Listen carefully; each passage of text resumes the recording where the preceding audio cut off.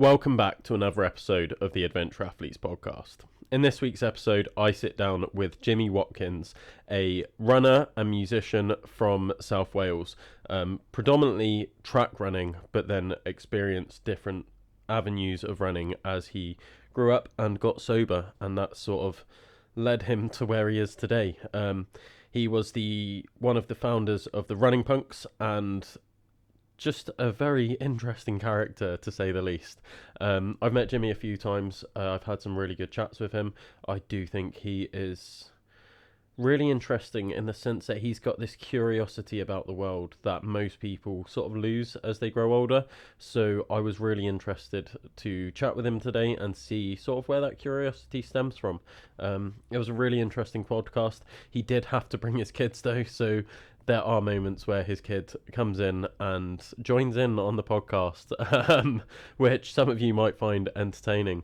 Definitely a new experience for me, but overall it was a really good podcast. I really enjoyed sitting down with Jimmy and getting to pick his brain a bit about running and a lot of other things, to be fair, especially our jump club, which you'll hear more about towards the end of the podcast. Yeah, I definitely had a laugh on this one. Just before we get started though, let's talk a bit more about Adventure Athletes. We are doing a load of different things this year, from events to outdoor activity days, coaching, sports massage, and we are going to be selling some of our merch. So you'll probably see like a bunch of stuff that I wear has got the AA logo on it. We do 4 sales a year of our merch. We make them to order. So yeah, if you guys want anything, head over to Adventure Athletes Training Instagram account and you can drop me a message and pick up some merch. Orders will run out at the end of January. And then also our outdoor activity days, so our hiking days, whether that's the Penavan Horseshoe, Fan Dance, or the Three Peaks Challenges, whichever one you are looking to sign up for. The early bird pricing does run out at the end of January, so if you want to get your discounted prices, please head over to the website adventureathletes.co.uk and book yourself on now. But for now, enjoy the podcast. What was your call to adventure? My call to adventure. That's a good question. Probably sounds a bit. Does it sound a bit lame? I don't know. Probably there was like a moment in my childhood where I realised that my running was like impressive to people. You know, there was like a little bit where we'd stolen something from a supermarket and we were being chased, and I remember running past a bus stop that was full of the cool girls from school, and I just sprinting past. I was going for it, and I probably didn't realise I was fast, and I heard them like, look how fast Jimmy is. And I think I was like, oh, that's kind of cool. I didn't realise, like, oh my God, I've suddenly got something that's a little bit different. So I guess that was the thing that made me fall in love with running from a really early age, which is like the excitement of it and how it gave me a little bit of personality, because I was like a really shy kid. I got picked on a bit in school, and running just gave me this thing that I could just go to and it would bring something out of me. But I guess like a real call of action would have probably have been, oh my God, there's like several moments. But I would say one of them was like I got a scholarship to Millfield in Somerset, like a boarding school. I went there for sport, and I think going there I really struggled at the start because I really enjoyed my life in the valleys, and suddenly I was in Somerset with like a lot of rich parents' kids and successful people, and I really didn't feel comfortable there. You know, I had like, my parents bought me like a suit from M&S, and I was pushing the boat out, and then I was finding out the students were wearing like Armani suits and stuff. So I really felt a bit like, oh, I don't think I belong here. And I remember phoning my dad. This was when mobile phones first came out. So I phoned my dad, and I was kind of just saying, look, I don't think I can do this. I think I need to come back to the valleys. And he was super supportive, and he said, like, just give it a couple of weeks. And I think that might have been my call to action. That might have been me leaving the Shire. I was like, right, I'm going to give this a go. And throwing myself into school life there just, changed me as a person completely changed me. Changed the way I see, like, opportunities and what it means to be, like, creative and, like, expressing yourself. So, yeah, that was it. Just realising, okay, I'm gonna resist the call of going back to the valleys where I know everybody and life was quite comfortable and easy, and I'm gonna throw myself into this completely different world and see what happens. And that's where I fell in love with athletics as well. So, yeah. So where did that then take you? So you've had this like little comfortable life in the valleys, known for being like pretty fast, and then you get thrown away to school in Somerset with a scholarship, and where does that lead you? So I mostly went there on a rugby scholarship. Rugby was like my main sport as a kid. I played like rugby for Welsh schoolboys and stuff. So I went there to play rugby for the first team in school. And it was while I was there that they had this thing where when the rugby season was over, you had to pick another sport. And the head of athletics was a gentleman called Alan Lurwell, who's no longer alive, rest in peace. What a guy. He literally just saw me running one day, and he was like, "You're an 800 metre runner." And he had a son. His son at the time was an 800 metre runner. And he was like, "I can see you remind me of my son, like you could be an 800 metre runner." And I'd done like little bits of track stuff in school before that. And I was like, okay, yeah, fine, let's give it a go. And I just started training with him, and like final of English schools in my first year, final the next year, and then I think you hear my daughter crying. And that was when I really just realised, like, oh yeah, athletics is the sport for me. Maybe I carried on playing rugby, and I went to Australia to play rugby for a year. But when I came back, I'd had this like taste of like, yeah, athletics is a sport that suits me. So maybe after 2 seasons of playing rugby, I just went back to 800 metre running. Yeah. How does that transition work for you? Because like you're going from quite a dynamic sport in terms of like there's lots going on with rugby, right? You got to throw, you got to catch, you got to kick. Yeah. And there's people coming at you and you're trying to dodge people, and then it's like, oh, now I'm running around in a circle. Yeah. To this day, like if I see any old footage of me running on a track, I still think I run like a rugby player. I still think like even now I don't think I have a runner's technique. I still feel like I'm running like a centre or a wing who's kind of warming up. I loved it. And it's funny though, because a lot of people said like, oh, it's gonna be really weird going from a contact sport to athletics. But when you get to like a higher level of 800 metre running, it's really physical. It's really physical. I remember cutting my finger open in a race because I was running behind a German guy who was so tall. His spike hit my hand as I was running behind him. So there's little things like that.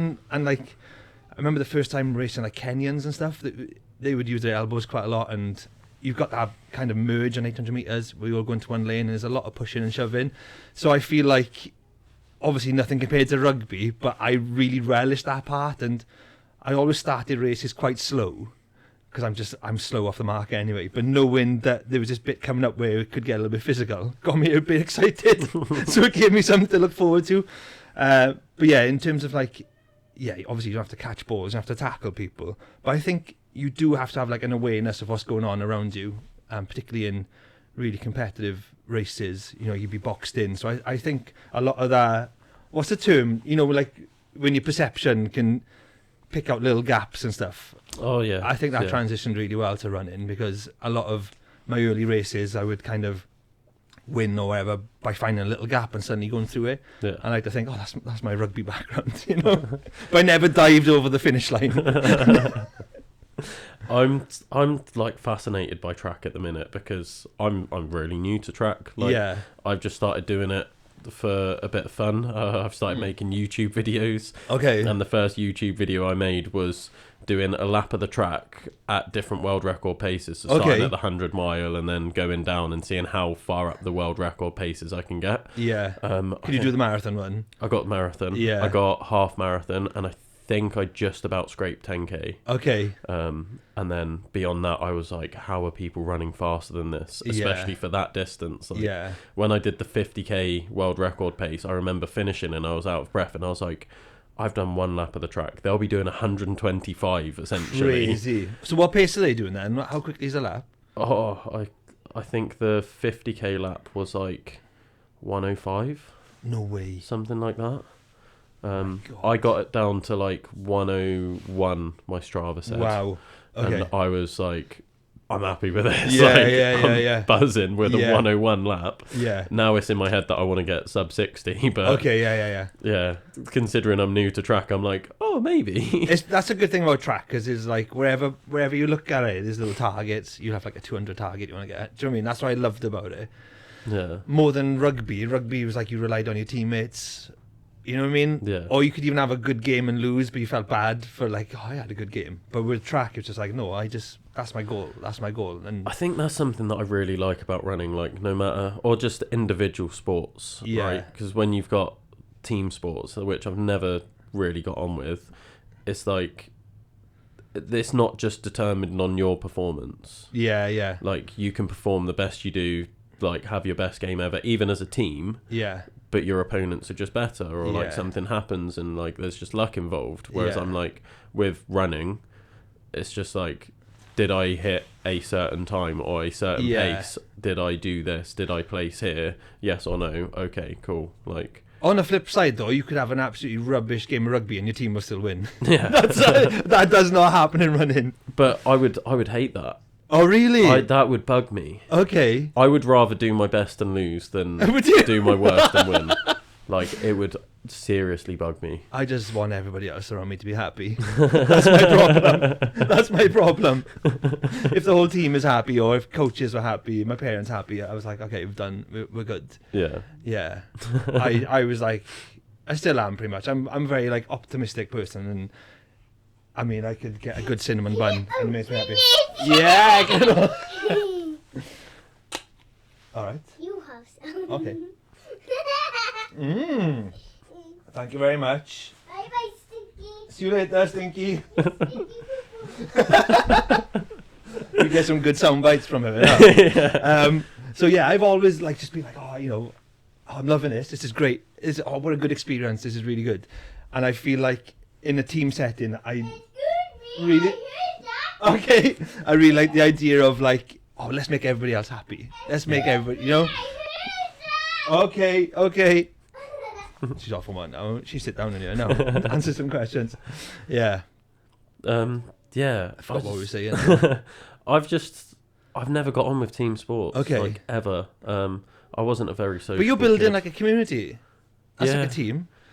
Yeah, but it's like, I help individuals, right? I help them with their performance, and then I just bring them together and we have a good time. Is that how you see like a running community then? Does it not feel like this is like a team? Do you think it's like loads of individuals who you're helping improve, and then guess they are doing the teamwork for you? Do you know what I mean?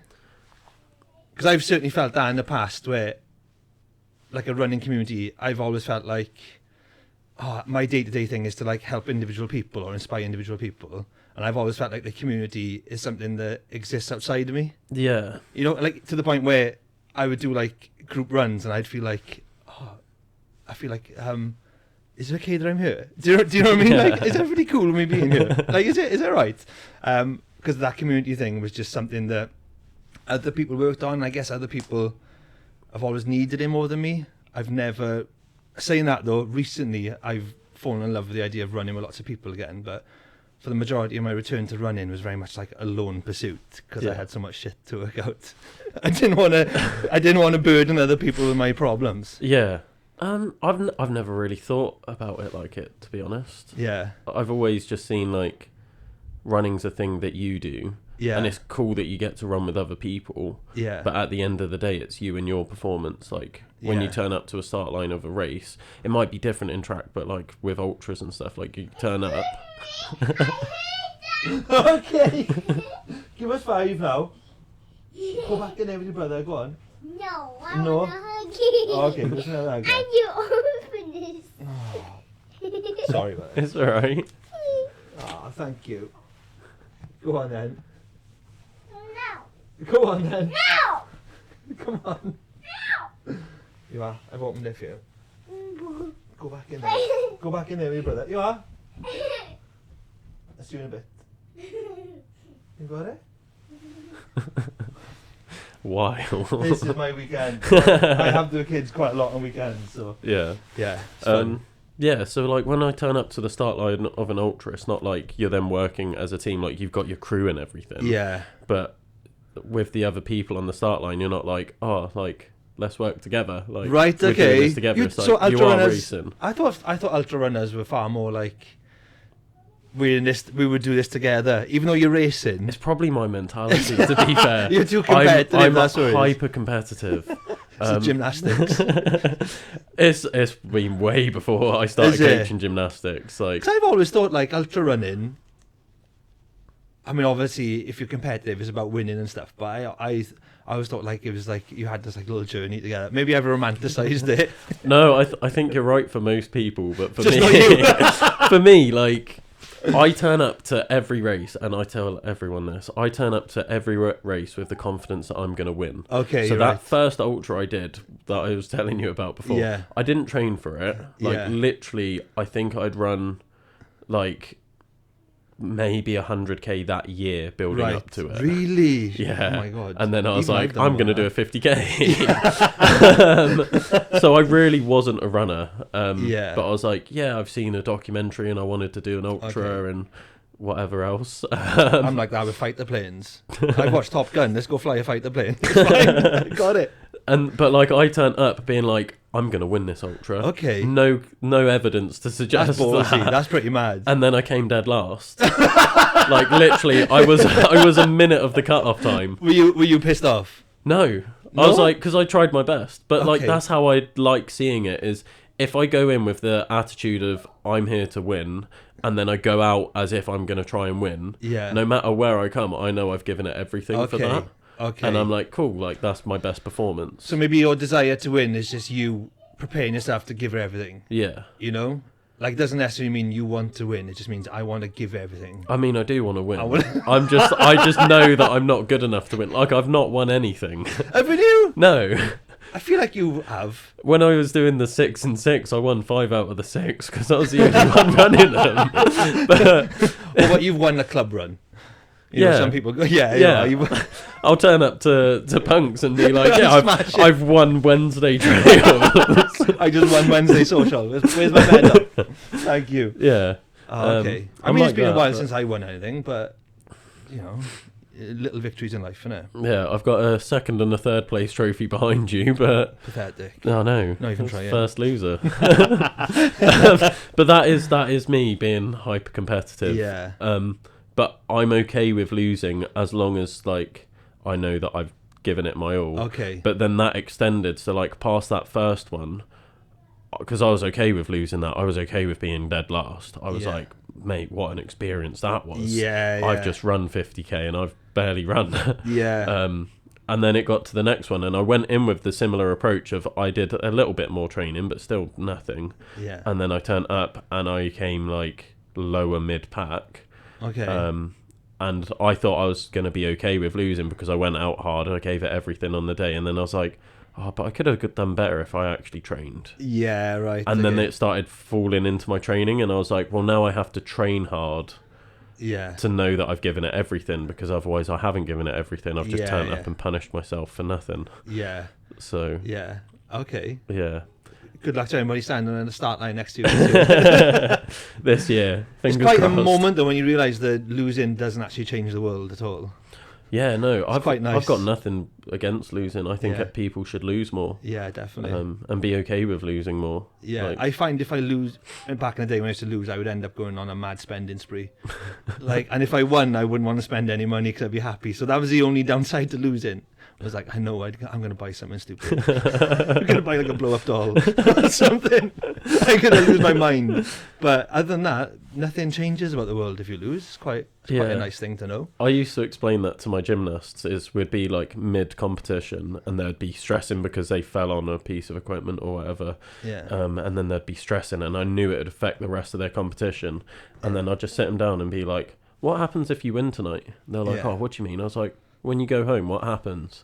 They'd be like, oh, well, I'll like sit down with my family, we'll have dinner and blah, blah, blah. And then I was like, what happens if you lose tonight? Same. And then they're like, oh, it's the same thing. I was like, so you're not getting kicked out if you lose? And they'd be like, no, that's ridiculous. And I'm like, yeah, exactly. So like, just come here and do your best. And like, I always say to everyone, the winning's in the training. Yeah. Like, that decides if you win or lose. Yeah, totally. The showing up and competing is just Right, So, this is me enjoying what I've worked yeah. for. I always saw like race day as like performance day, you know, like you've done all the training so you can just really put on a good show. And that was what I loved, particularly about indoor running, because I felt it was more laps, you got more for your money.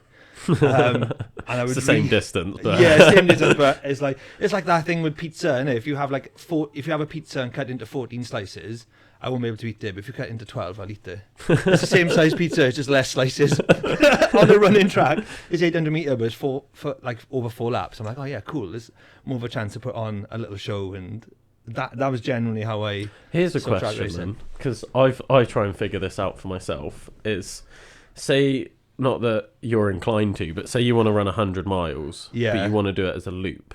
Yeah. Would you rather do like round a track, so 400 meters, or do like a mile out and then a mile back? Like what Well, one out appeals and back, to you? not my loop. Or it could be a loop, or however it is.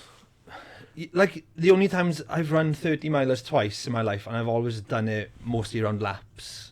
I think doing an actual 100-mile in like a straight line or wherever, or 50 miles down, 50 miles back would break me, because I have this thing where I generally encounter bits of landscape and I feel like they're haunted and I'm not meant to be there. So there's like parts of runs I go on now and I'm like, it don't feel right here.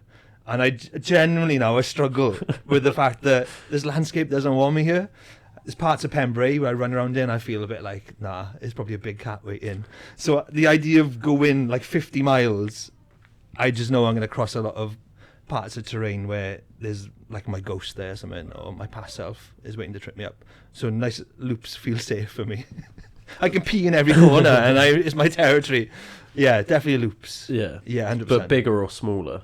Not a track. Track would be ridiculous. So like a mile. Okay. A mile loop, I reckon, yeah.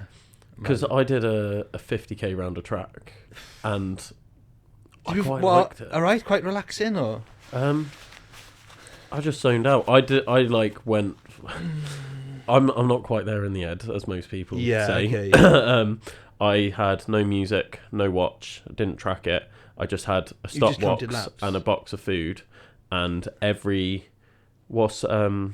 10k's 25 laps. Is it? Yeah, something like that. Yeah, so I would do 25 laps, and then I would open the box, note down the time on the stopwatch, and then my God.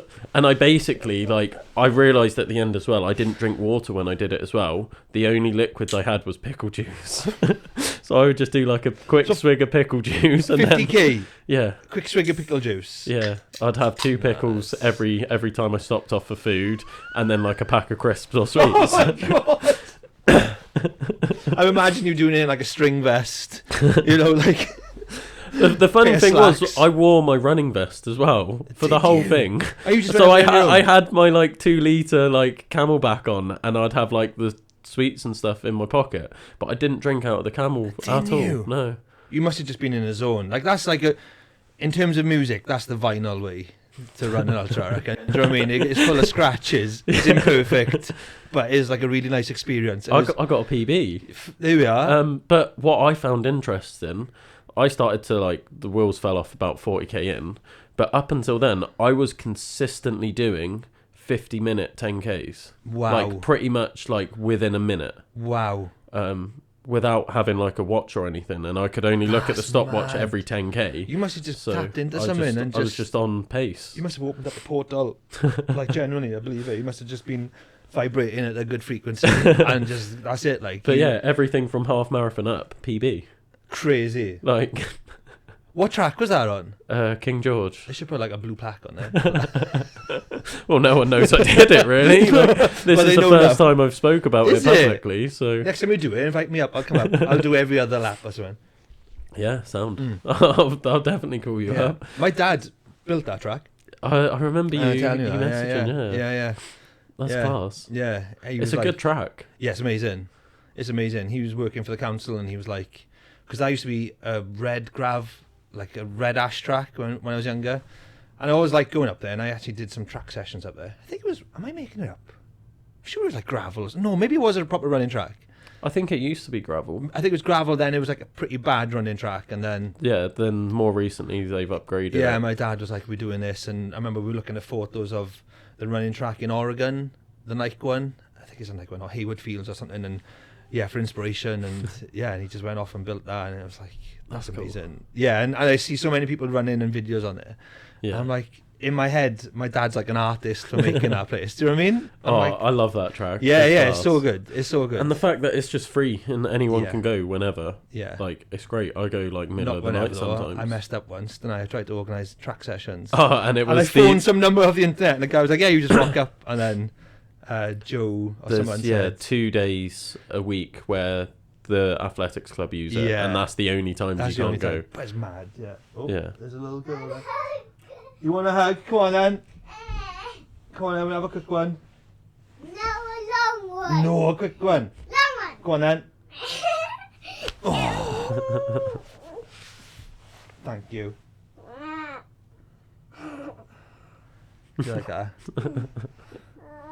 Thank you very much. I appreciate that. Oh, up the nose as well. Good job I shaved it this morning. Go on. Go back in with your brother. Come on. There is hair in my nose, yeah. You see me off. I grew all the hair nostrils because I was driving past Port Albert. Right, sorry. No, it's all right. Yeah, I asked that question because I've got a friend, you know him as well, Dan Morgan. Yeah, oh yeah, God, yeah. So yeah. he done his ultra running round a roundabout. So that's typical Dan style, like nonsense. So he loves that. But then I've got a couple of other mates that have done 100-milers up and down promenades. So one of them did Barry, one of them did the Mumbles. I went to my friend that did Is that the one Ryan in Mumbles? Did Ryan do No, it? he did do an ultra in the Mumbles. But my mate did 100 miles up and down. Ultra in the Promenade. Mumbles sounds like a kid's book. Running Sounds like a kids really. book. I'm gonna do it. Ultra in the Mumbles. So yeah, but like I did 40 out of the 100 miles with my mate up and down the promenade, and it's like a mile out, a mile back. Okay. And then That's he's quite nice. he set out some other ones where he's like, oh, there's like 4 main promenades that I could see ultras being done on, and they're different distances. So he's like, there's one that's like 500 meters out, 500 meters back, or there's one that's like a mile out, a mile back, and like all these different distances. And I've always wondered like which one would be better, like Yeah. the shorter distance, so you do more of them, Oh, but you no. break it down more, so it's like one more lap's not that long. Yeah. Whereas doing like the longer one, it's like, well, I have to do less of them, so it's I think longer. I think less laps. I don't know. For me personally, yeah. like if it was like 1,000 laps, no, 500 laps. Yeah, I can do that. I can do 500 laps or something. Yeah. But or just don't do any of them. Just do 5k. Have a nice easy 5k. There's no Before- such thing as a nice easy 5k. Like if you're going for it, there's nothing nice about it. It's hard. It's a hard distance if you're going for it. Yeah, Yeah. definitely. I've started trying to, because obviously I coach runners as well, right? And Yeah. I do running plans, and like a few of them have been surprised, being like, oh, why am I doing like track work and sprint work when I'm trying to run 100 miles? Yeah. And I'm like, running efficiency. Like, Yeah, you yeah. build your running efficiency, and then you'll be able to run for longer. Exactly. Good game I'm playing. Oh, that's a good game. Well done.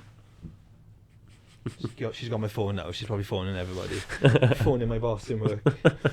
Yeah, like track work is the thing I always think of it as, and I don't know another sport where people don't seem to understand it as much as runners. But say you're into rugby or football, and we're gonna go to Man City's training ground today, and you see Man City training, and they're just doing little passes between cones or little drills. You never think, why are they doing that? Like that's got nothing to do with like a real football game. But runners, it's kind of like do some basic strength and conditioning work. You're like, yeah, but I'm a runner. It's the same. Do you know what I mean? It's like Yeah. it's the equivalent of footballers doing drills, keep ups. Like David Beckham doing keep ups or something. That's got nothing to do with his free kicks or how he can run like 10k in a football match. But it's like a basic skill Yeah. you've got to do. And running, I find it so mad that people question it, and you literally don't with other sports. You could have like a world-class rugby player throwing a tennis ball at a wall and catching it blindfolded, and everyone's like, yeah, see, that makes sense. But if you show like a runner hopping on one leg in a gym, they're like, why are you doing that? That's got nothing to do with I've running. never thought of it like I that. always think of it like that, and I always tell people, like, just think of drills. Running is a skill. It's the same as like playing a guitar.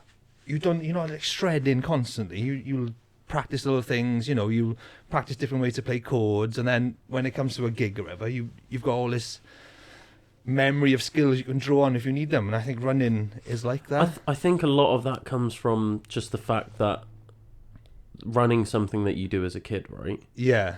So you don't think of it as a skill. You're like, oh, everyone can run. Like, But you also draw on walls with crayons as a kid. And then you just stop doing it. You know what I mean? It's like you ran as a kid because you were fearless. yeah. And you have to manage that as you get older, because you can't be fearless at 40 years old. Yeah. And just like sprinting around or doing ultras on roundabouts. You've got to learn like little things which make it not safer, but I would say safer. yeah, you're Like, right, safer. yeah. Like things that just make it safer for you. Yeah. But also, if you want to like improve at it, it's not just doing that thing a lot.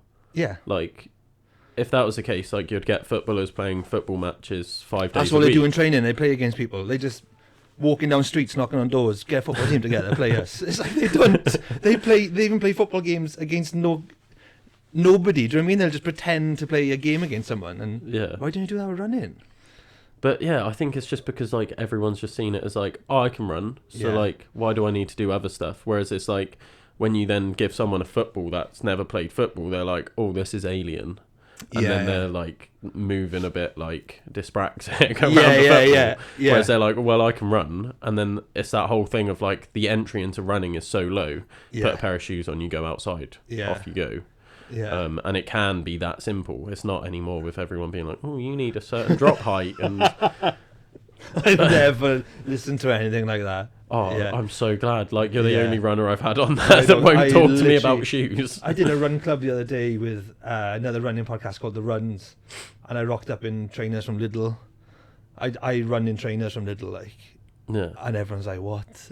I do. They found it funny because it was me, but I was like, honest to God, I will buy a pair of trainers from Lidl, and they would be like my 10k trainers, and I just, because the way I see it is like, I got to the final of the World Championships in a pair of spikes, which were essentially barefoot. You know what I mean? I have this thing, and I had no GPS on my watch. I got this thing where I got to travel around Europe and the world racing barefoot. So why do I need to worry about what shoes I got on now? No, Just to go that's run fair. down a cycle path. If I'm in Lidl buying a nice Italian meat selection, and I see a really chunky pair of white trainers for £5, I'll buy them and go running. I promise you. I respect that, because I turned up to my first ultra in just like a pair of skate shoes, Yeah. because I didn't know what I was doing. No. I didn't know running shoes was a thing. Yeah. So I was just like, yeah, cool, whatever. But like, this is a time where running shoes definitely are a thing. It was 2019. So Yeah, like, right. Yeah. Everyone's on about running shoes. I was just that removed from running. In skate, what skate shoes? They have laces. Yeah. Oh, you're fine. You can run in them, like. So, but like, I never had feet issues, and like, I got my first running blister when I did my 6 ultras in 6 days. I was on day Really? 4, Okay. and I Yeah. got my first blister. Yeah. And like, I've never paid attention to what shoes I have. Like, I've got running shoes now, Yeah. and I've got road shoes and trail shoes. Yeah. Mostly just because they've got lugs, so they're a bit grippier on the Yeah, tracks. yeah. But I've never cared about running shoes. But recently, after doing the 6, I was like, yeah, I've never had feet issues. I've like prided myself on that. I'm like, everyone's like, what's your foot care routine? I'm like, what do you mean? Yeah, right. Like, my feet are fine. Yeah.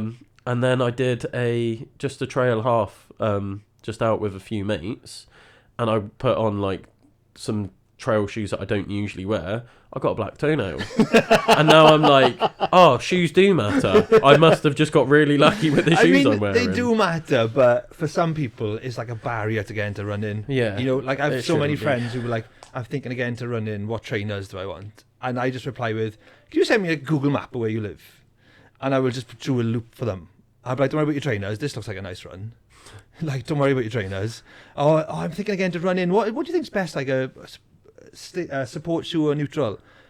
Where do you live? Let me just have a look. Oh, this looks like a nice run. Just do that run in wherever you go on your feet now, and then we'll talk about it later. Yeah, it's kind of like, I see it as, I've always wanted to be a DJ, right? I've always wanted to be a DJ, And I've never become a DJ because I've always been bogged down in what equipment do I need to buy to be a DJ. I watch YouTube tutorials. Oh, I need this, I need that. Okay. And then I just go, what's the best? And I've never become a DJ. And I think loads of people are doing that with running. They're like, I'd love to be a runner. But then they're online going, oh, but I need this? And it might be stopping some people from running. Yeah. You know what I mean? That's a really fair point. I've never seen that because that's not me. Yeah. Well, exactly. I'm the same. It's not me. But, you know, I have enough messages of people who want to get into running. And that'd be the first. Honestly, the first thing they ask me, what trainer should I get? Yeah. I don't know. Like, I've never sucked your feet. I've never seen your foot. I've never met you. I've never been walking with you. I don't know. Like, but I can tell you what I wear. This is what I wear. But, you know, I run in the same pair of trainers for a year. Yeah. My trainers are battered as well. Oh, yeah, everyone 100%. looks at mine and they're like, you shouldn't be running on that anymore. They're past they're like used by miles, and I'm like, what, you track that? You see how many miles you've run in But it's like shoes? hot I'm like, sauce, isn't it? Spicy sauce goes off. You keep on chucking it on your food, like, and you find different flavors in it. You're like, that's really weird. Now that's like gone off for 2 years. My shoes, my running shoes are just my version of hot sauce. Like every time I wear them, I'm like, whoa, this feels weird. Like, but I'm loving this. I'm gonna keep on going. So yeah, don't get too bogged down in your trainers. Just find a nice loop. I mean, I say the same with like anything. Like when I started the podcast, I started it with someone else actually. Yeah. And we like met up. And I was chatting with him, and I was like, oh, we should start a podcast. He was like, okay, like let's meet up next week, and we'll put a plan together, and we'll sit down and talk about it. I was like, yeah, sound like come around my house. By the time he got to my house a week later, I'd bought all the cameras.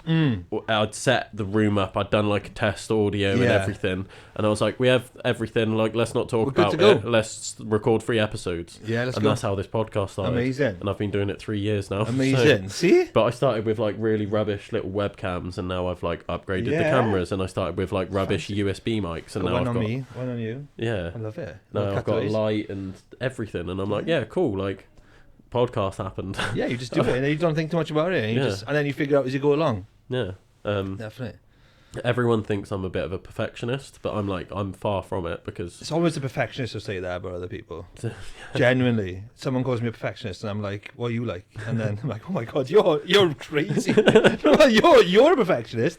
It's a really good book actually, and it's like a really badly printed one. I bought on Amazon, and it's like getting over perfectionism as a woman. But I bought it anyway, and I read it, and there was actually loads of tips in there, and that's in there. People who call you perfectionists are usually perfectionists because they want you to be perfect. Yeah. No, that makes sense. But my whole thing is finished. I want to finish something. Yeah. So if I'll record a podcast, and then I'm like, oh, what went wrong with that? Okay, like let's make it better next time. Yeah. But I publish it anyway. Yeah. Like I wrote a book about handstands, like how to coach handstands. And it's like 40 pages long. Do you print it upside down? So you can only read it when you're doing a handstand? That would have been a good idea. That would have been a good idea. But like as soon as I published it, I was like, oh, I forgot a chapter about this, and I like planned like a whole second edition based off of like I've published it and it's out there. What chapter did you miss in a book about handstands? Oh, there's so much. Like getting back on your feet. That's an essential chapter. Just like the different variations in how to handstand on different pieces of gymnastics equipment. Oh right, I thought you were going to say like different countries and stuff, like different continents. This is an African They do actually have like when you look at gymnastics, they like you look at different countries' handstands. They've got slightly different techniques. It's wild how like I guess it's the same as running. Like I've got books there, like massive books about running, and you're like, but it's so simple to run. Yeah. And it's the same with handstands. Like you look at it, you're like, that's simple. They're just balancing on their hands, and it's like, but it's so complicated to get it right. I'm always seeing people doing handstands out and about. I'm like, oh, okay, another person doing a handstand. Oh, I'm the worst. When I see someone doing a handstand, I'm like looking at them. I'm like, you're doing this wrong. Like, actually, there was a phase of people doing handstands on social media, wasn't there? Probably. Like with their feet against a wall and. I think more people should do handstands. Yeah, I think they're great. What's the benefits of a handstand? I don't know, but you literally wrote a book on it. I don't know. No, there are like benefits, like the whole proprioception, like obviously that's the word, like, I was balance thinking of, and everything. Yeah. But then when you think you're then inverted, like that gives you another level of proprioception because you're even more aware of where your body is in space and everything. Okay. But there's also the drainage of like all your lymph nodes and everything, because Okay. you're usually like upright or lying down. Like Yeah. when you're upside down, even like headstands and stuff, that Sounds helps gross. drain everything with gravity's help rather than your body having to work extra to do it. To give you a bigger dick. Unfortunately, Oh, not, no. no. Not that I know of, though. Maybe they should do I some should do research study on in that. Does handstands give you a bigger penis? Yes. That's the official answer. That will get more people doing handstands. 100%. For You see sure. guys doing handstands on nights out. You go to the toilet in a pub, there's loads of men doing handstands. See, you read my book. Handstands for beginners. I see you read Just it. every time before having sex, they're Yeah, just like, yeah. let me have my warm up. I go to the bathroom, Handstand against the freshen wall. up, have a handstand. I'll be in now. Yeah. Went off Oh. piece there. Just a little bit. Going off piece though, I did want to bring up your story the other day. Okay, what's that? The one that I said we're going to bring this up on the podcast Yeah. about the elephants and unicorns. Yeah. The thing is, like, having two kids, I will buy, like, a philosophy book, which is really deep, and I'll be like, nothing I don't know. And I'll read a kid's book, and I'm like, oh my God. So my daughter's got a book, and it's called Would You Rather? And one of them was, the question was, would you rather live in a world where elephants are imaginary and unicorns are real, or elephants are real and unicorns are imaginary? And I was like, that's a pretty obvious answer. Like, you'd want unicorns to be real, it'd be amazing. But then that would mean that an elephant is imaginary. And then when you think about it, an elephant sounds more made up than a unicorn. If, like, you can explain it. If a kid was going to explain it to you, you'd be like, what's a unicorn? And you'd be like, oh, it's a horse with a horn on his head. I'm like, oh yeah, cool, I see it. But if a kid was explaining to you what an elephant is and you've never seen an elephant, you're like, it's this massive animal. It's got a really long nose and it walks on its tippy toes. I'd be like, I don't believe you. I don't believe that exists. So maybe we live in a timeline now which is more magical than one if unicorns existed. It's a fascinating way to look at the world, to be Isn't it? fair. Like, think of the things that we've got that are more mind-blowing than unicorns. Like I always, and everyone probably will, go to platypus. Yeah, like What the fuck is a platypus? unicorns are so basic. Like, what a boring thing to imagine. Is that it? Some of them fly. All right, I could believe in a flying horse. I think it could happen. But, like, you haven't really gone to town there, you know. But some of the animals that actually do live are insane.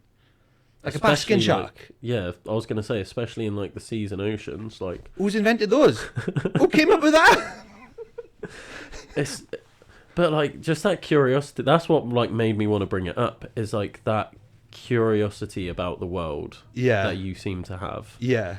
Like, where does that come from? It's just nothing makes sense to me. Literally nothing makes sense to me. Yeah, there's a cafe near me, and on the front door it says, please close the door behind you before entering. And I've never been in that cafe because I can't find the door behind me. I'm like, where's that door? I can't go in there till I find the door behind me to close. But everyone's like, no, it's just you got to close that door when you go in. I'm like, that don't make sense though. Like that is literally how my brain works. I'm so, yeah, I don't know. I just think I'm a bit mad, right? I'm probably a little bit too spiritual for what I should be as like a shortish, bald white man from the valleys. But there are things about the world which constantly amaze me. And that idea that an elephant is more fantastical than a unicorn is one of them. I just constantly, yeah. Like, particularly having kids, like, I just hang out with them like I'm their friend. I don't feel like they're dad. I'm like, where are we going today? What are we going to go see today? And they'll just point out things. I'm like, that's mad. What the hell? I never thought of that. So, Yeah. you know, we were counting how many BMWs we saw from Clanackley to here, and it was 10. And I was like, I would have thought it'd be more than that. You know, and I'm going to be thinking about that all day now. Where are all the BMWs today? Where have they gone? I think that's why you would be like so into ultras though, in my head, Yeah. because you've got that sort of like wonder about it all. Yeah, but I also, making music and writing is my ultra. Yeah, Like, I feel like I go through phases where, like this year, maybe like January the 1st, I started the year with a really good run, and I was like, this is my year of running. Like, I'm going to run loads this year. Then I had like a week off because I just started making music. So I do have that desire to throw myself deeply into something, but it just depends on what kind of cycle of Jimmy I'm on. And if it's running, I'll go, yeah, it's running now. But if it's something else, then I'll do that. I don't think I can have too many of them going on at once. Yeah. Because of the type of person I am, I will become very obsessed. So like I'm working on an album with a poet friend called Natalie Ann Holborough. I'm like making music, she's recording poems and we putting them together, and I'm just losing hours every night doing that, where I could probably be out running. But it's one or the other for me, yeah. See, I'm probably the same, where I just like, I get obsessed and I'm like, Yeah. yeah, I'm all in. Yeah. But then because I don't have kids or anything, Yeah. I go all in on everything. Yeah, exactly. Which is like what my business does, right? And Yeah. I'm like, oh, like I'm really into coaching, but I also want to run 100 miles. Yeah. But I also want to guide outdoor activity days, and I want to do this. And then I'm just like, oh, I mean, I want to you make can do it. YouTube You got the time to videos. do it. Like kids, I see kids. You know when you see like a meat kebab and it's spinning around and it keeps getting smaller and smaller. I see my life as that now. I got kids. I'm just this kebab turning around, this human kebab, and my kids constantly trim bits off. And I'm like, oh my god, I'm getting, you're taking more and more away from me. I'm just clinging on to some essential juices I've got left, some flavour, some salt. But yeah, I do throw myself into things a lot. I would like to run more, but I feel like running has done its job for me. Okay. You know, running made me sober. I wouldn't have been sober if I hadn't started running. So running like kind of saved my life because I was on a bad path with drinking and drugs and stuff. So I feel like, do you know what, running has done loads for me. So I just dip in and out when I can just to keep it going, and I don't really get too hung up on my fitness. Yeah. Being like a bald man, I realise like having a small face is quite important. And there's nothing worse than being bald and having a face that looks like a bowl of porridge. So running for me is like, oh no, I need to shrink my face a little bit. I need to get out and run. But those are my main drives for running, is having a smaller head and face. That's about it. So you're saying about how running got you sober, Mm-hmm. but you've also been running since before that as well, right? No, I took like 10 years where I didn't run. Okay. Yeah, very little. So after the whole track thing, Yeah, going so to getting your scholarship, like, So after I got to the final of the World Championships in 2006, and then I had like another year of running. 2007, I was 25, and then I stopped running. I was playing guitar in a band, and I just wanted to be a touring musician. So I stopped running, and I didn't start running again until I was 37. So I did little bits, you know, I did like park run now and again, but very little. And then it was 2019 on New Year's Day where I just felt really bad. I'd had like a series of panic attacks. Probably for the first time in my life, I was having real mental health issues. Really didn't like what I'd done with my life, basically. Like I'd had two good opportunities as an athlete and a musician, and through like self-sabotage and recklessness, I'd ruined them both. So I was like 37 years old, and I was like, I've messed this up. Like I've really fucked this up. And I just made a New Year's resolution that I'm going to start running on January the 1st. I made it on my birthday, October 30th, because like I'm not a dickhead. I wanted to spend another month or so with the unhappy version of myself. I wanted to say goodbye properly, and that's how my brain thought. I was like, I don't want to start straight away. I'm going to like have a little send off of this version of myself, and I'm going to start on January the 1st. And I just started running like 5Ks, like putting stuff online, because I'm like a teenage girl basically with the internet. I'm a bit better now, but I was like, I've done a run today, and I noticed I that. got 3 questions. What's your questions? Number 1 is a coach. As a coach. A coach is a question, is it? All right. Wait, what was I saying? I can't remember. Oh yeah. So sorry about that, everybody. That's a little person I have to look after. So January the 1st, 2019, I started running again, and yeah, I was like sharing on my Instagram stories, and I didn't think much of it at the time, but there's obviously like a lot of people who've maybe like followed me or know me as more as a runner, so to see me running again, lots of people were like, oh my god, it's amazing to see you running again. I was like, oh really? I didn't.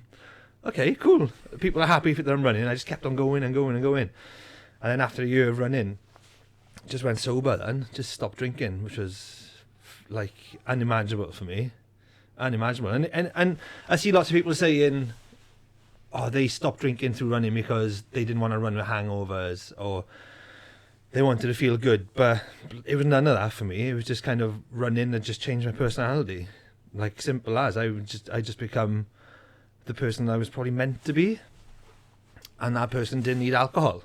Well, that was it. It was not a case of, I don't want to run with hangovers. I don't mind running with hangovers.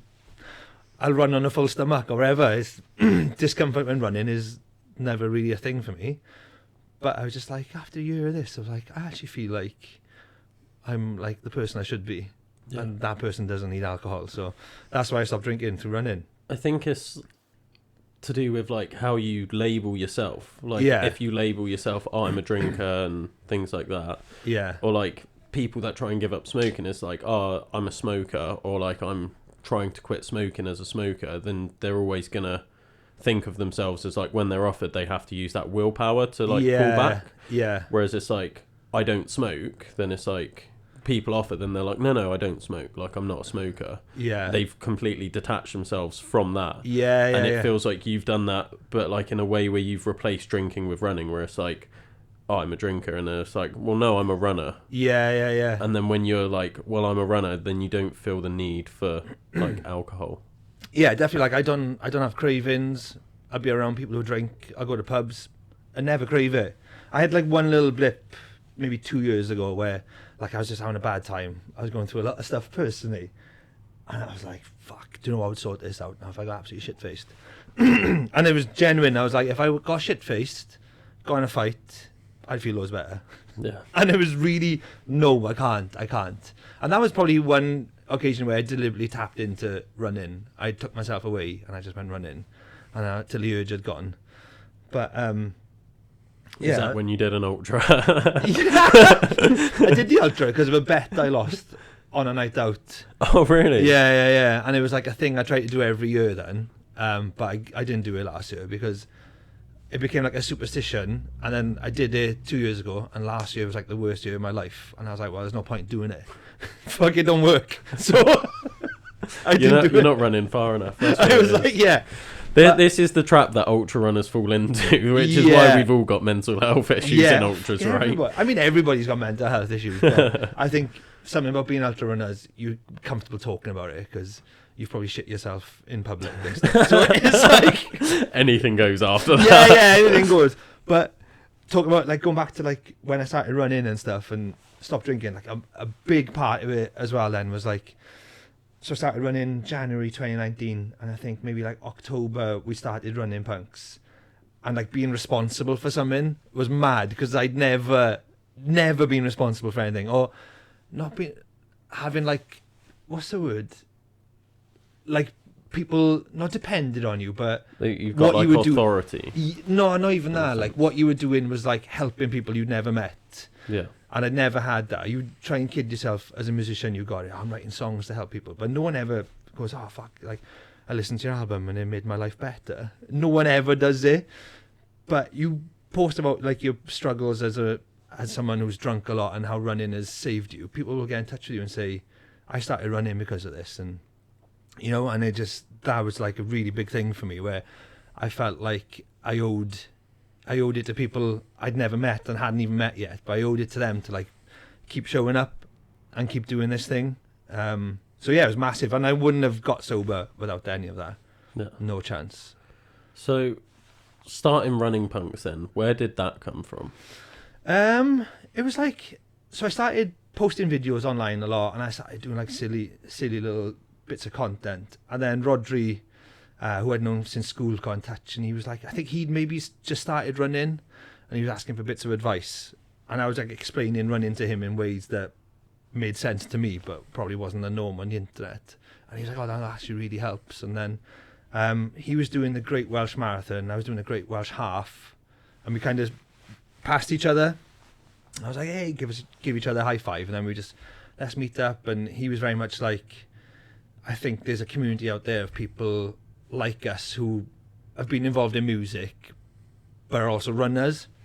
And at the time I had no idea what a running community was. I was like, fuck, I don't understand what you're on about, but yeah, let's do it.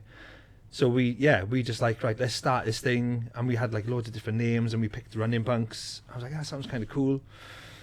And even until we launched, I just thought, me and him are the running punks, and we'll do races together. And do you know what I mean? They were like, we'll just turn up, we're the running punks, just the two of us, like the Chuckle Brothers or something. And then, yeah, just to see like a community grow out of it was crazy. Yeah. It was crazy. Like, and I didn't even know what that was. And like I said earlier, I never really felt like I needed to be in a running community. Running was always for me, and then the times where I did join people for the big runs, I was like, this is mad. And it was really surprising that I thought we would all be really similar, because that's why you would gravitate towards something. But I was like, we're all like just different as well. Like, how is this thing Running Punk's got so many people doing it, and they're all so different? And yeah, it was really cool. Yeah, it was really cool. Yeah.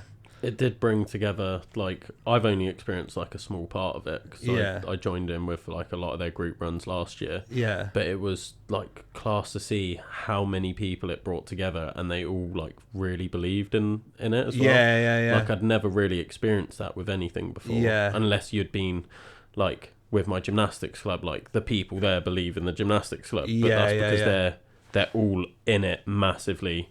Like, the kids I was training, they're doing like 20 plus hours a week, so like they're there most days. I'm seeing them more than their families sometimes.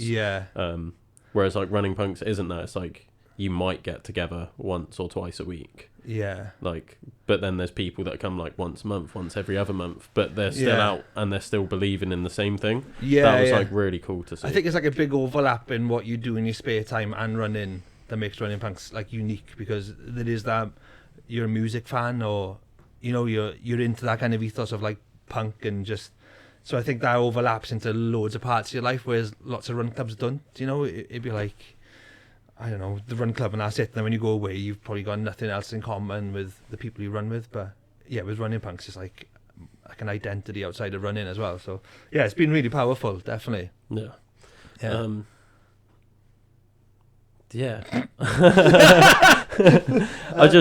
don't want to go too much into like the more recent politics of Running Punks and how that's gone, so I'm trying to avoid that. No, it's all good. It's all good. I'm like curious about it, but at the same time I don't think this is like the medium for it. I don't even think it's interesting. Like, like I've talked to people close to me about it so much, and I'm just like, it's not even interesting.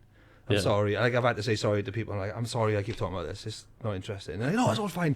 You get it off your chest. I'm like, it's really not though. It's just life. Yeah. Like, it just happens. And the worst bit for me was like just living with it in private and having to like bump into people, and they would always be like, oh, you're not doing much, what's going on? And I would always be like, oh, I'm super busy at the moment. I'm on the dole. I'm stacking shelves in Morrison's. I haven't got time for running. And I was like, I just need to. But at the end of the day, it's not interesting. Like, that's the bottom line. Yeah, it's not interesting, and there's millions of people who've been through the same thing. So it's just life, isn't it? Yeah, I'll take it back to track then, because this is something, like I said, like I'm new to and I'm really getting into. Yeah, I've probably done 5 track sessions in my life. Okay. But like, I'm really keen to get better at it. Like, what advice would you give to a beginner getting into track work, whether that's for like more long distance running and they're trying to improve their efficiency, or if they've got like those little goals of like, I want to do a sub 60 400? Man, I would say like the track for me is a place as a runner where you can suffer, and like you can suffer anywhere else on a run. You could really damage yourself on a track in a good way, like to the point where you can't walk and you're spewing. It'd be a bit weird doing that on the trails or on the cycle path. So you can use like the running track as a place to really like do some hard sessions, really go for it, and just, it doesn't matter if you collapse on the track and you're spewing. I always think of like a documentary that was on the BBC years ago with the British rowing team, and literally like rowing on rowing machines till they fall off. Like running tracks, the equivalent of that for running with me, you would push yourself to. But then it's also like a really good social, and it's a really good way to do sessions to time, which works really well on a running track, not just distance. You think on a track, it's 200s, 300s, 400s, but you can actually do like minutes, 3 minutes. So you can get a big group of people running around the track for the same amount of time, stopping, regrouping. And so the track is like, in terms of running for me, it offers the most polarizing options for you. You can either go there and have an absolute beasting, or you can train with a nice group. But I say my tips would be like, don't go too much. Don't go too much to the track. Even as like a full-time athlete, it's probably twice a week. I was Okay. pushing it like a lot, maybe 3 weeks when it got close to competition. But use it for things where you just think, I couldn't do this anywhere else. There's nowhere else I could do this. Yeah, and in terms of like, it's a good way to not so much listen to your body, watch your body running, because it's a perfect surface. You can really like get used to how your body moves, and you can't really do that out and about on roads. Yeah. So track is like, it's almost like Halfords of the run world. You can go there and get your wheels aligned, get a new exhaust, or just chat to mechanics. That's what the track is. It's the car garage for human bodies. Definitely. So with track sessions then, do you tend to, like, even if you're going now not as a professional athlete, Yeah. do you still do the drills and the warm up and spend like all of that time Yeah. doing all of that sort of stuff? Because it's part of the aesthetics of a track, innit? It looks good on a track. You would look weird not warming up on a track. You would definitely do drills. I've never been the best at drills. I remember before the final of the World Champs, kind of like looking at everybody I was racing, and I was like, I can't do any of that stuff. I was just listening to an iPod and just jogging, but like the essentials like high knees, lunges, fast feet. I don't know what the terms are. Skips. Yeah, it's a good place to do it on a track, and definitely like, actually, yeah, you would do a lot of plyometric work on a track. That's really good. So yeah, How important are plyos to runners? super important. Thank you. Super important. It bugs me, right? The people who complain about never having a flying feet race picture are the ones who don't do plyometrics. It's because you haven't taught your feet to fly. Like, I never seem to get a photo where both my feet are off the ground. Like, you doing box jumps? You doing plyometrics? No. You both your feet are probably not leaving the ground. You're probably race walking without realising it. Yeah, super important. Super important.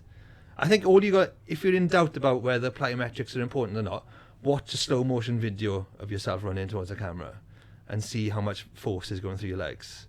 Because how you feel when you're running and how you look to an outsider is completely different. Film yourself like an outsider, look at yourself and go, there's actually a lot of force going through my legs there.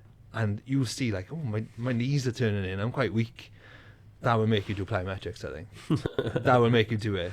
I honestly, as a coach, I have to really sell plyometrics to any runner that I work with. And I'm like, please do your plyos. Why don't they like it? I don't know. Well, most of them, it's a self-conscious thing. They're like, oh, I look like an idiot, like in the gym doing this. And Yeah, I'm but you look like an idiot running with bad form. Thank you. I'm going to use that. That's my new one. You look more like As soon as anyone says that to me now, that is my response. It's like, would you rather someone look at you in the gym like an idiot, or have race photos where you look like an idiot forever on the internet? You have to pick one. That's a good would you rather there. It is, Put yeah. that in a book. As in my daughter's book, that is. But honestly, yeah, they are so important. And my first interaction with plyometrics was when I started doing 800-meter runners. My favourite runner was a Russian guy called Yuri Borzakovsky, who won the 800 meters in Athens, I think. Okay. And I got to race him twice, which was like a privilege. And he talked so much about doing plyometrics, and I'd never heard a runner talk about it before. And I was like, this was kind of like before the internet is obviously where it is now, but there were some clips online of him doing plyometric work, and I was like, what? Like, if he's doing it, I'm doing it. Like, Yeah. because I had like a man crush on him. I was like, I just want to be like him. And yeah, that was my first introduction into it. And like, maybe my memory is having like a golden hour, but I seem to recall being better at running within a month of doing them. Genuinely, It makes a massive Yeah. difference. because it's something you can't do when you run in. Yeah. You just can't. You don't do the work when you're out running. You have to stop and do a specific plyometric workout. Yeah. So. I think speed athletes see it, like when you Yeah. go in like track up to maybe like the 1500 meters. I think all of them athletes are like, Yeah. this is part of track, like that's what you do. Yeah. But as soon as you get to longer distances and especially ultras, they're like, why am I doing plyometrics? Like they might not be going for speed, right? So they're like, oh, Yeah. why would I want to improve that? Because that's a speed thing, but it's more of a resilience thing as well. 100%. It's like, if you're questioning why you need to do plyometrics as a runner, think about Formula 1 drivers who have to make their neck stronger to drive a car faster. That's even more of a why do they have to have a stronger neck? It's because they're like more resilient to handle being thrown around in a car. going that fast. Yeah. That's what you need to do as a runner. You need to make your legs strong. It makes more sense than a strong neck. It's the same with boxers. Like, Yeah. you watch them in a gym and they're like lying on a bench. They've got like a towel with a weight tied to it around their head, and they're doing like neck lifts. Yeah. And it's like everyone, like, if you don't know they're a boxer, you'd look at them and be like, fucking hell, they look like a twat. But like, it's the same thing. Like, would they rather look like a twat in the gym or look like a Getting twat knocked when out straight away. Yeah. But like all that stuff is to. I know with boxers, like a lot of the thing with being knocked out is the surprise of it. So you're preparing yourself to not be surprised by what's coming at you. Do you know what I mean? That it's the same with particularly running ultras. I mean, I'm by no means an expert, but I've run far enough to know that in the matter of 3 or 4 strides, you can surprise yourself with how shit you suddenly feel, and you've got nothing to back yourself up. You just go, oh my god, like something's gone wrong. I remember doing fan dance with Rodri, and we got to the top of Penavan. He cruised it. He was easy. I was like crying. I was like, I haven't got the tools to do this. And yeah, as an ultra runner, the difference from like feeling okay to feeling like shit is a couple of meters. Yeah. It is, isn't it? 100%. Like, so you need to like just work on everything you can on a small level to prepare yourself for that. 100%. Otherwise you're fucked. Plyos, I can bang on about plyos all day. Like, They're fun as well. Like, they are. go to a gym so and just fun. jump around. No one else is doing it. It's class. I'm definitely biased though, like, because I used to do free running, like parkour. Yeah. That was like how I got into fitness. Was I Yeah. was like, oh, like I want to jump around and do somersaults and stuff, and I'm like, Yeah. cool. And then I've learned from doing that how transferable it is to everything. Yeah. Like, Yeah. I've got such a good awareness of my body, and like I built such strength and resilience. Like, I wasn't doing weight training back Yeah. then, really. I might have done like a bit of body weight stuff and not really known what to do with fitness, but I wasn't really weight training. Yeah. But then I've got like such good strength that when I've got into weight training, I'm like, oh, like I'm pretty good from all this Yeah. jumping around. Yeah. And then Yeah. I've got into other sports, and like I got through my first ultra barely, Yeah. but like I got through it. Yeah, And like yeah. a big reason for that was like, I've got all this strength and endurance built from jumping around. And Yeah. I can see the benefits because that was my starting point, but most people Yeah. stop jumping as Do soon the as they leave plyometrics. school. So Stop jumping as soon as you leave school. Right, you finish school and no more jumping. You're not an adult now. this is what I ask people is like, I work in gyms and stuff, and like I get people doing box jumps in classes and stuff. Yeah. And then I'd be like, before you joined this gym, like when was the last time you did a box jump? Yeah. Or like just jumped? When's Oh, the as a last kid. time you jumped onto something or off of something? Yeah. And they'd be like, oh, it must have been when I was in school. And then I'm like, yeah, exactly. I Like, genuinely why'd you believe that. stop? The minute you stop jumping is when you start getting older. So Look at keep fleas, they jumping. never age. I've never seen an old flea. They're always jumping. Frogs. Have you ever seen an old frog? I guess all frogs look old. Old frogs look the same age because they jump the same amount. Just jump. There we go. That was actually when I turned 40, everyone was like, what do you want to do? I was like, I want to start jumping more. As a 40-year-old, I think it's I never important. want to stop jumping. I know that I've like, I jump less now because I don't do the sports that involve jumping Yeah, all right, the time. yeah. So I jump less, but I still jump more than most people. Yeah. It's good, isn't it? Yeah. Just do a Strava for jumping. There should be an activity, just jumping. I'm on a jump streak. I've jumped every day. I've jumped every day for 5 years. There's not a day where I haven't skipped a jump. Oh, skip a jump. That's a good tag for the jump club. Don't skip a jump. The jump club. Starting jump clubs now. Yeah. Run clubs. So I like 2020. Let's meet in Primark car park and we're going to do an hour of jumping. I'd actually be up for that. I would Bring be up some for it. boxes, bring some hurdles. Like, Come down and jump. If I saw a sign outside the town hall, local jump club, I'm like, I'm there. What do I need? Just pay a trainers. Great. this could be a thing for new fitness classes coming out. I Jump might start club. a jump club. Jump in punks. We're just gonna hang out and just jump and then get a coffee. Be nice to it. Sounds good, to be fair. Where do I sign up? Yeah. And then all the runners start coming because they've listened to this podcast being how important plyometrics are. Yeah. And then they quit running because Yeah. they're like, do you know what? Amazing. There's something to this jumping. Less like." runners. And then they realise, because pretty much everybody joins run clubs because they want to date. And then I realised like jumping actually makes you really attractive to the opposite sex or the same sex. Like just jumping makes you more attractive. And I was like, you got to get on this jumping craze. That's going to be like the next decade of Instagram now, isn't it? Like running's in. It's going to start going down at some point. What's the next big jumping. trend? Like, Jumping. I met the love of my life on my first night at the jump club. And haven't looked back. Yeah. Feeling positive about the future of jumping. It's the next in thing. But we need everybody to start applying metrics now so they don't get injured in their first jump club. Yeah. That's the thing. Start now, you can come to jump club. You need at least 3 months experience jumping before you can we'll come. check your plyometric stats before you join the club. We'll start a group on Strava right now. Yeah, I get my kids sign them up. They love it. Yeah, I mean, kids don't need to. Like, they jump. Yeah, I wish my kids were faster though. You know, it's really hard to not want them to be faster without looking pushy. You know, I'm like, Tommy, you haven't won park run yet. You're 8. Come on, what is going on?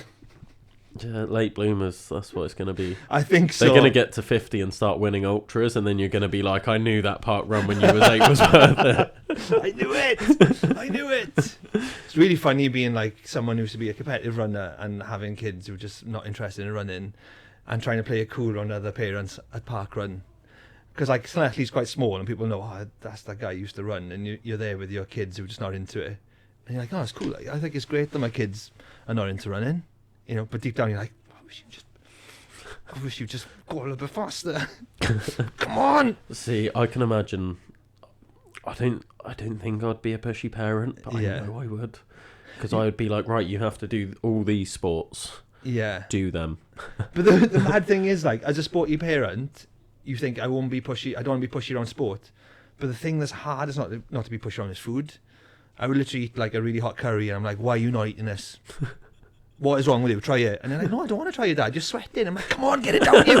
Get it down you. Try it. I'm a pushy parent on food.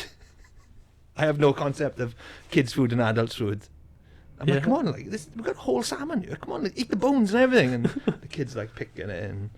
Yeah, being Never thought of that. Being pushy around sport is fine. Being pushy around food, that's particularly in public. Yeah. I got this thing like where my kids would misbehave quite a lot until I took them to a carvery. And you take kids to a carvery and it's like you've got these chefs coming out of doors full of steam and they all look like pirates. They've all got like big hats on and they're just cutting up meat. And I think it's good to shock your kids into the real world by taking them to a carvery. Just making them sit there and watch these crazy people coming in out of a kitchen with plates full of duck and ham and just cutting it. Go, see, this is the world we live in. This is the world we live in. So, if your kids are misbehaving, guys, take them to a carvery. Not even your kids. Like if you live next to someone that's got naughty kids, I can't promote that. Take them to the carvery. Taking a random. There's a naughty kid in the street, right? Coming to a carvery. Take them to the roughest carvery you can find. Sit right in front of the crazy people cutting meat 24/7, and that kid will mellow. That's my top parenting guide. You learn a lot about yourself if you go to a carvery. You do. I'm just putting this out there for context. This isn't a parenting podcast. Do not take parenting advice from this podcast, please. Don't. Picking up random kids and taking them to carveries. Also do it. I'm not insured for that. Like, this does not come back to me in any way, shape, or form. Disclaimer. Don't listen to us. We have no idea what we're talking about. I mean, that's why we're on a podcast, right? Yeah, pretty much, yeah. I don't think anyone on a podcast actually knows what's going on. No. No. So, what's next for you then? What's the next big thing? Next big thing? Yeah. There's always something. In terms of running, nothing. I don't. Well, I've started a new job. I'm working with Front Runner Events. Okay. Who put on Llanelli Half, Great Welsh Half, Great Welsh Marathon, and Swansea Half. So I'm working with them as a creative assistant. Nice. So I'm coming up with like ideas just to get more people running. So that's like my big thing that I'm doing at the moment, and I'm loving. And we've spoke about how we're going to get people to stop running and start jumping. Yeah. Yeah, so don't worry about that. Great job. Yeah. So I did like a series for them in December where I was literally going out running and finding people running and just running with them. I did see that. And that was class. Yeah, it was amazing. Like, it was amazing. Just listening to, like, because I always see people out jogging. I'm like, wonder what's going on in their head. And through work, I was getting the opportunity just to ask people like, "Why are you running?" And yeah, it was really good. So to continue doing more of that, and yeah, just I don't know, inspiring more people to run in my own weird way. That's about it. I just want to have a good year. I just want to be happy this year. That's all I want to do. That's either like a really like cliche thing of like I'm just aiming for happiness, or that's like a desperation. Like, please, just No, it's not desperation. 1 year of happiness is all I want. It's not desperation. I just feel like 2026 that's a nice set of numbers. It's going to be a good year, and I don't know, just keep like, I guess having a tough year has made me realise what is important to me, and what little things I can do to control how I feel on a daily basis. So Yeah, 2026 is just putting all that into practice and just having a good time. nice. That's about it. I like it. Let's start in a jump club. So if you could go back to, we spoke about the call to adventure at the start. Yeah. Now that you've been through that journey, Yeah. like you're Frodo at the end, you've destroyed the ring, you're Yeah. laying Destroyed in the ring. Yeah. that Lord of the Rings reference, Okay, yeah, obviously. Yeah. Yeah, you're at the end of the journey Mm. so far. Yeah. Obviously, there might be another call to adventure coming up that you don't know about. We don't Yeah. plan these things. But if you go back to the person that had that original call for adventure, what advice would you give them at that moment? Fucking get a good carvery down here. Before you Go to start the it. carvery, sort yourself out. Go to the carvery, have a good meal before you start this adventure. I would.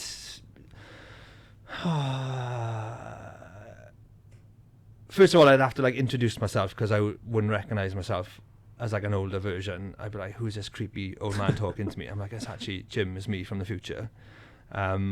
You're about to embark on this journey. I just want you to know that mobile phone contracts are ridiculously expensive. Prepare yourself. Prepare yourself for that. Don't leave the heating on when you go to work, because that's expensive." But I would honestly say it's not going to go to plan, but that's cool, because there is no plan, you know? Yeah. This is not gonna, you're gonna have no control over what happens. You're gonna make some bad decisions. Actually, one thing I would say is, and this is something to tell myself, there's no such thing as a bad decision. There's only, come on, you can jump in. There's no such thing as a bad decision. There's only like a bad way to react to a decision you've made. Thanks again for listening to another episode of the Adventure Athletes podcast. If you like the content we are putting out, if you like what we are doing with the podcast, please drop us a follow, give us a like, share it, comment, do everything you can to get the algorithm pumping out the Adventure Athletes podcast as far and wide as possible, so I can keep getting bigger and better guests on the podcast for you guys, sharing the information completely for free, and then hopefully being able to expand and get new equipment and just make the podcast better than it's ever been. I'm constantly trying to improve the podcast, but with the rest of the business, this does take up a lot of time. So eventually I would like to hire someone to be able to help me out and make the podcast even better. But until next time, guys.